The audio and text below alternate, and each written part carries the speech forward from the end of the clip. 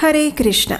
इस समय विशेष पौष मास चल रहा है और इस पौष मास में परम भगवान श्री हरि की शुद्ध भक्ति, उनकी लीलाओं का कथा श्रवण और उनके दिव्य नामों का जप करने से मनुष्य अपने आध्यात्मिक जीवन में उन्नति कर सकता है। और इसी उद्देश्य के साथ इस समय हम आपको श्रवण करवा रहे हैं हमारे वैदिक शास्त्रों और ग्रंथों से ली गई प्रमाणभूत कथाओं का। तो चलिए हमारी पौष मास कथा श्रृंखला को आगे बढ़ाते हुए आज की कड़ी का श्रवण करते हैं। इस कथा श्रृंखला की पिछली कड़ी में हमने सुना था कि सोम शर्मा ब्राह्मण को उनकी पत्नी सुमना ने एक अत्यंत महत्वपूर्ण दिव्य और आध्यात्मिक उपदेश दिया और ये सुनकर सोम शर्मा ब्राह्मण अत्यंत आश्चर्यचकित रह गए और फिर उन्होंने पूछा कि आखिर ये सभी धर्म की परम पुण्यमय व्याख्या उन्होंने किनसे सीखी है। और तब सुमना उसका उत्तर देते हुए आज की कथा में इसका रहस्य उद्घाटन करती है। तो चलिए आज की कथा का आरंभ करते हैं। सुमना ने कहा,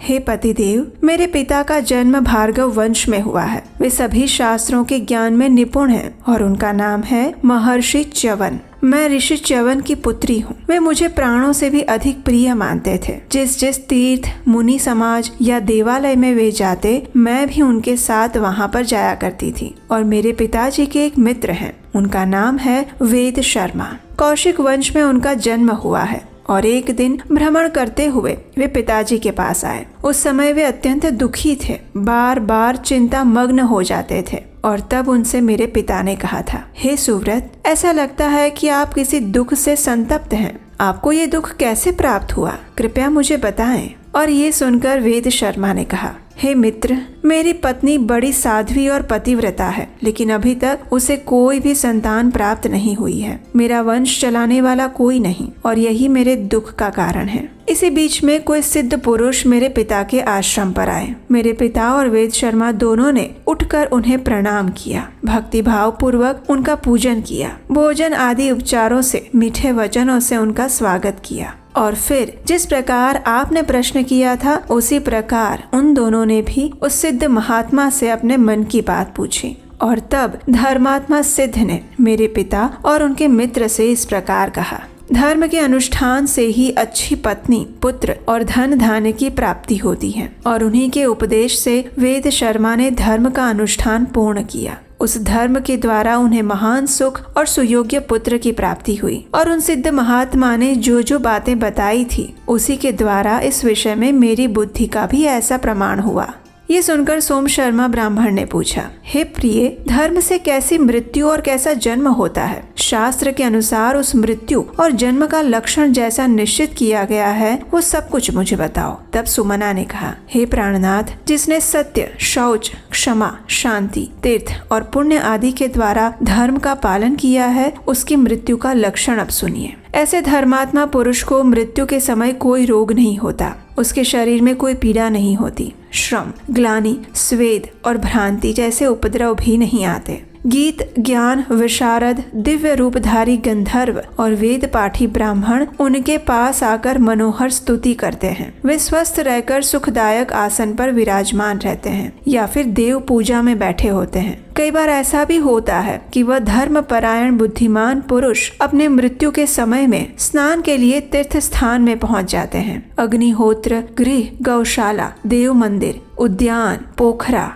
पीपल या फिर बड़ का वृक्ष या फिर बेल का पेड़, ये सारे मृत्यु के लिए पवित्र स्थान माने गए हैं और वे वहीं पर पहुंच जाते हैं। धर्मात्मा पुरुष धर्मराज के दूतों को प्रत्यक्ष देखते हैं। वे स्नेह से युक्त और मुस्कुराते हुए दिखाई देते हैं। वे मरने वाला जीव स्वप्न, मोह और क्लेश के अधीन नहीं रहता। और तब धर्मराज के दूत उनके पास आकर कहते हैं, हे महाभाग्यवान, परम बुद्धिमान धर्मराज आपको बुला रहे हैं, आइए हमारे साथ। और दूतों की ये बात सुनकर उसे मोह और संदेह भी नहीं होता, उसका चित्त प्रसन्न ही रहता है। वह ज्ञान और विज्ञान से संपन्न होकर भगवान श्री विष्णु का स्मरण करता है और संतुष्ट और हृदय शुद्धि द्वारा उन दूतों के साथ चला जाता है और अपने शरीर का त्याग कर देता है। ये सुनकर सोम शर्मा ब्राह्मण अत्यंत प्रसन्न हुए और फिर उन्होंने पूछा, हे भद्रे, पापियों की मृत्यु किस प्रकार होती है, इसका विस्तार से वर्णन करो। तब सुमना ने कहा, हे प्राणनाथ,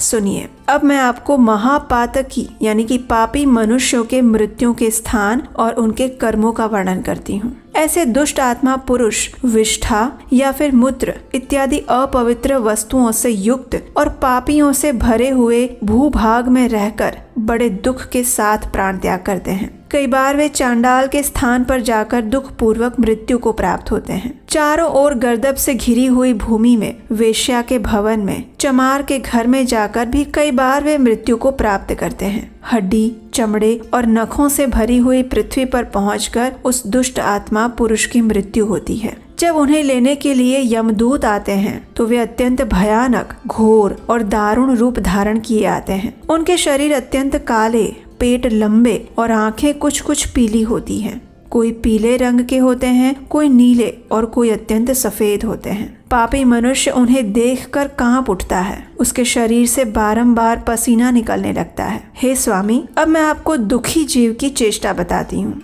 लोभ और स्वाद से मोहित होकर पापी पुरुष जो पराये धन और पराये स्त्रियों का अपहरण करते हैं, पहले दूसरे से ऋण लेकर बाद में उसे चुका नहीं पाते और असत प्रतिग्रह आदि जो अन्य बड़े बड़े पाप किए होते हैं। इसका अर्थ है कि मृत्यु से पहले वे जितने भी बड़े बड़े पापों का आचरण करते हैं वे सभी महापापी के कंठ में आ जाते हैं और उसके कफ को रोक देते हैं। उसे असह्य दुख पहुंचाते हैं। असह्य पीड़ा से उसका कंठ रुंधने लगता है, घर घर आने लगता है। वो बार बार रोता है। माता, पिता, भाई, पत्नी और पुत्रों का स्मरण करता है और फिर महापाप से मोहित होकर वो सबको भूल जाता है। अत्यंत पीड़ित और व्याकुल होने के बाद उसके प्राण शीघ्रता पूर्वक नहीं निकलते। वो कांपता रहता है, तिल मिलाता रहता है और रह रहकर मूर्छित हो जाता है। इस प्रकार लोभ और मोह से युक्त मनुष्य सदैव मूर्छित होकर ही प्राण त्यागते हैं और उसके बाद यमराज के दूत आकर खींचकर उन्हें ले जाते हैं। उस समय उसे जो दुख भोगना पड़ता है, अब उसका वर्णन सुनिए। जहाँ ढेर के ढेर अंगारे बिछे होते हैं, उस मार्ग पर उस पापी को घसीटते हुए यमदूत लेकर जाते हैं। वहाँ वो दुष्ट आत्मा जीव बार बार अग्नि में जलाया जाता है। वो छटपटाता रहता है।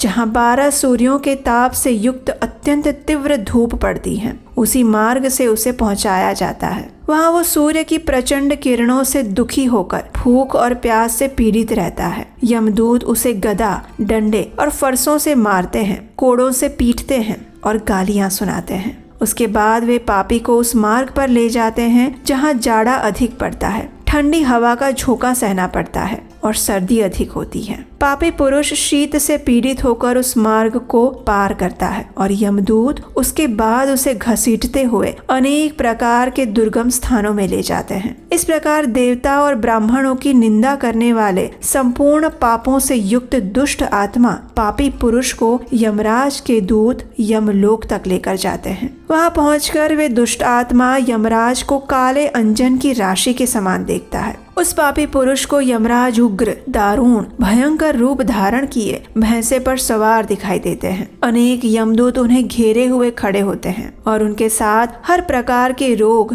और चित्रगुप्त भी उपस्थित होते हैं। उस समय भगवान धर्मराज का मुख विकराल दाढ़ों के कारण अत्यंत भयानक और काल के समान दिखाई पड़ता है। यमराज धर्म में बाधा डालने वाले उन सभी महापापी दुष्टों को देखते हैं और अत्यंत दुखदायी दुस्सह अस्त्र शस्त्रों द्वारा पीड़ा पहुंचाते हैं। उसे कठोर दंड देते हैं और वो पापी 1000 युगों तक अनेक प्रकार की यातनाओं में पकाया जाता है। इस प्रकार दुष्ट बुद्धि वाला पापात्मा मनुष्य अपने पाप का उपभोग करता है और फिर वो जिस जिस योनियों में जन्म लेता है, अब उसका वर्णन सुनिए। कुछ काल तक वो कुत्ते की योनि में रहकर अपना पाप भोगता है। उसके बाद व्याघ्र और फिर गर्दभ बन जाता है। तत्पश्चात वो बिलाव, सुअर और सांप की योनि में जन्म लेता है और इस प्रकार अनेक भेदों वाली संपूर्ण पाप योनियों में से उसे बार बार जन्म लेना पड़ता है। और इस प्रकार हे पतिदेव, मैंने आपको पापियों के जन्म का भी सारा वृत्तांत सुनाया।